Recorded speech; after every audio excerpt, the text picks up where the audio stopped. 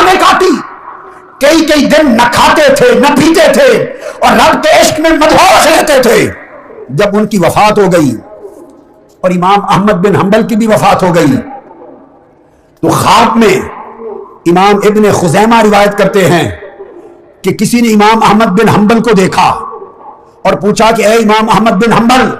آپ کے ساتھ اللہ نے کیا معاملہ کیا؟ یہ امام ابن خزیمہ کی روایت ہے۔ کیا معاملہ کیا؟ فرماتے ہیں غفر علی کہ اللہ پاک نے مجھے معاف کر دیا، وَأَلْبَسَنِي نَعْلَيْنِ مِنْ ذَهَبٍ، اور سونے کے جوتے پہنائے، اور فرمایا احمد بن حنبل یہ جنت میں جہاں تک چاہو تمہیں دے دی، اس لیے کہ تو نے میری خاطر تکلیفیں برداشت کی تھی۔ اب ابن خزیمہ روایت کرتے ہیں اس کے بعد میں نے پوچھا کہ امام احمد بن حنبل بشر الحافی کا معاملہ سنائے، ان کے ساتھ کیا ہوا؟ کہنے لگے بخل بخل، واہ واہ، بشر الحافی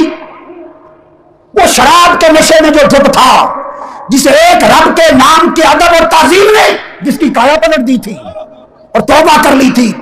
واہ واہ اس بشر الحافی کا کیا پوچھتے ہو؟ کہا خدا کی عزت کی قسم، مجھے رب نے اپنے پاس بلایا تھا اور جو اذیتیں اور کوڑے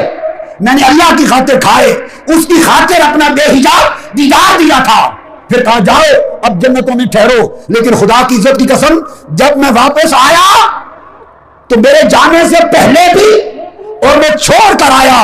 تو کیا تھا؟ بخن بخن من مثل بشر، ارے بشر کی نسل کون ہوگا؟ ترکتہ بین یدی الجلیل، خدا کی قسم میں اس کو خدا کے سامنے بیٹھا چھوڑ کے آیا، خدا کے سامنے بیٹھا چھوڑ کے آیا ہوں۔ وَبَيْنَ يَدَيْهِ مَائِدَةٌ مِّن طَعَامٍ، اس کے سامنے رب نے دسترخوان جنت کے کھانوں کا رکھا ہوا تھا، وَالْجَلِيلُ مُقْبِلٌ عَلَيْهِ، اور رب خود اس کی طرف توجہ کر کے اپنی شفقت اور محبت کے ہاتھوں سے کھلا رہا تھا، اور رب کہتا تھا کل بل یا من لم یاکل، کھا اے بشر جو میرے عشق میں جس نے کھانا چھوڑ دیا تھا، پی اے بشر جس نے میرے عشق میں پینا چھوڑ دیا تھا۔ بشر کا تو جب کیفیت یہ کہ جب